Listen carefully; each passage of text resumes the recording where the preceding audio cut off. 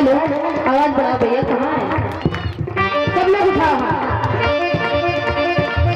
गली हरी कुंवर तेरी कन्नों में, गली हरी कुंवर तेरी कन्नों में, गली हरी कुंवर तेरी कन्नों में, गली हरी कुंवर तेरी कन्नों में, तेरे केसर के मोती छलकन में, तेरे केसर के मोती छलकन में, वो तो सपने में, वो तो सपने में, वो तो सपने में मधुर मुस्कान हो।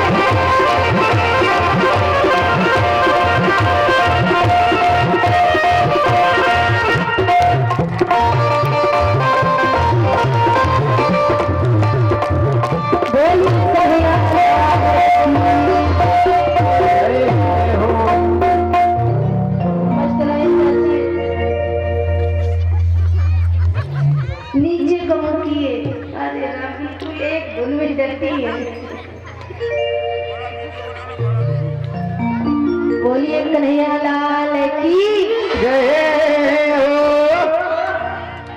थक गई हो क्या? नींद आ रही क्या? नीचे घूम की हमने सोचा गिर न जाओ।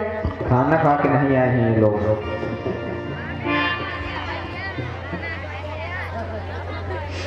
बोलिए बाकी बिहारी लाल की जय हो। कथा कहाँ चल रही थी? हम भैया भूल गए गाते गाते। बताओ।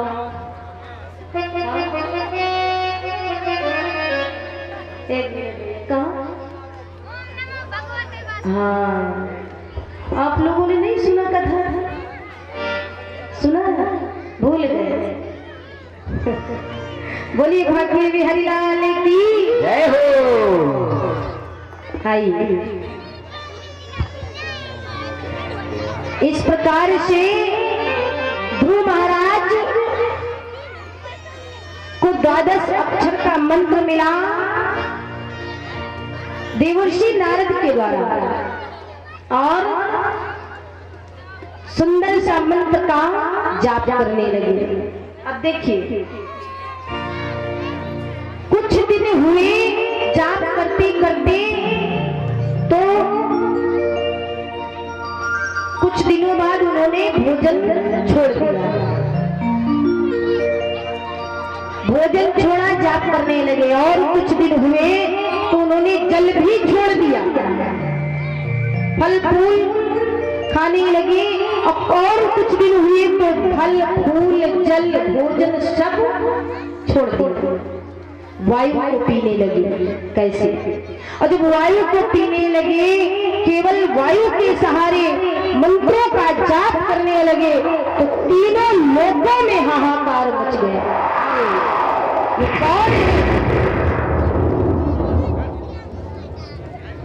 तो क्या हुआ कि जब धूने खींची प्राणवायु, तो वायु रुकी तीनों लोगों की, और कोहराम मचा और ब्रह्मांड हिला। दम घुटने लगा सब जीवों का, और 14 लोक 49 पवन, 8 वसु धरा कांपने लगी, और शशि सूर्य हिले तीनों लोकों में, खलबली मची चारों ओर उठी। जो ही प्राण वायु को पीने लगे तो तीनों लोगों में हाहाकार मच गया। धरा धुरनी की हिल गई, पूरी धरनी की हिल गई और आकाश हिला तीनों लोगों में। अरे त्राही त्राही त्राही नाथ चिल्लाने लगे। तब सभी देवी देवता भगवान विष्णु के पास पहुंचे। हे नाथ, ये क्या हो रहा है? जीव वायु प्राण वायु के लिए तड़प रहे हैं, सारे तीनों लोगों में त्राही त्राही मची है। नाथ नेत्रों को खोलो, देखो ये कौन है। तब भगवान विष्णु ने अपने नेत्रों को खोला और कहा कि विष्णु देव ने इस तरह कह कर किया प्रयाण, और दूसरी के सामने प्रकट हुए भगवान। जो ही नेत्रों को खोला तो कहा, अरे भक्तों परेशान ना हो, ये मेरा भक्त है और ऐसा वैसा भक्त नहीं। ये भक्त मेरा जो है मेरे दर्शन के लिए, मेरी गोद प्राप्त करने के लिए तप कर रहा है। और मैं भी अब लालायित हो गया अपने ऐसे परम भक्त के दर्शन पाने के लिए। देखिए, भगवान भी अपने भक्तों के दर्शन करने आते हैं। कहते हैं ना, भगत के वश में है भगवान। जो ही भगवान आए, प्रकट हो गए, तो ध्रुव महाराज को अपनी गोद में ले लिया, गोद में उठा लिया चतुर्भुज रूप में। और ध्रुव महाराज मंत्रों का जाप कर रहे हैं। तो जो ही सर में हाथ घुमाया, ध्रुव देखो, तुम्हें जो चाहिए, जिस कारण तुम जाप कर रहे हो, मेरा नाम ले रहे हो, देखो मेरी गोद में हो। ध्रुव के नेत्र खुले। प्यारे भक्तों, ध्रुव के नेत्रों से अश्रुधार बह चली। क्यों? खुशी के कारण। और कहा, नाथ, इस दीनहीन अज्ञान अबोध बालक को आपने अपनी गोद में बिठा लिया। विचार करो भक्तों, वो कैसा दृश्य होगा जिस समय चतुर्भुज रूप में भगवान ध्रुव को गोद में लिए एक झलक पाने के लिए युगों युगों तपस्या करनी पड़ती है और झलक के दर्शन नहीं होते।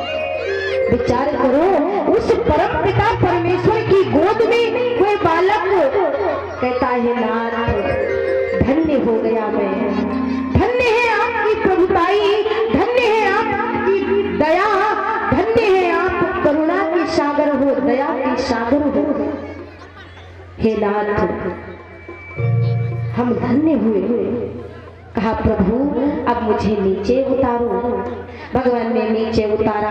ध्रुव महाराज चरणों में लेट गए। नाथ, बस एक ही कृपा करो कि आप खड़े रहो, मैं आपकी छवि को निहारता रहूं। ये मेरी पलक भी ना झपके और नाथ आपकी छवि मेरे नेत्रों में बस जाए। प्यारे भक्तों, आज भगवान कहते हैं, मांगो ध्रुव, कुछ चाहिए? का नहीं प्रभु, आपका दर्शन हो जाए और क्या चाहिए। आपके दर्शन मात्र से सारी इच्छाएं समाप्त हो गई, कोई इच्छा नहीं। का नहीं, फिर भी कुछ मांगो। का यदि प्रभु देना ही चाहते हो, बार बार कहते हो, तो मेरे जो पिता है, मेरी मैया अलग है, तो मेरे सब परिवार को एक कर दो। कहा, ठीक है। हो जाएगा। अब भगवान खड़े हैं, सुंदर सा ध्रुव महाराज स्तुति करने लगे कि हे नाथ, अब तो आप ही मेरे सर्वज्ञ हो, सब कुछ हो। हे नाथ, मैं आपके चरणों में ध्यान लगाना चाहता हूँ। और क्या हुआ, भगवान के सामने ध्रुव महाराज खड़े हो गए और सुंदर सी स्तुति करने लगे।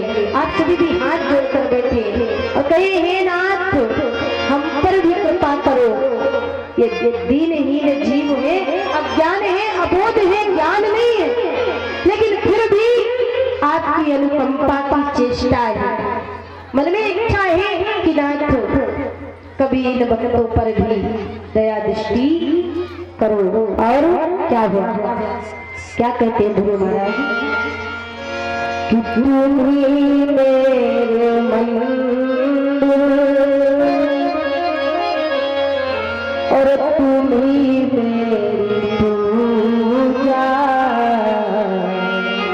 और तुम्ही देवता हो, तुम्ही देवता हो।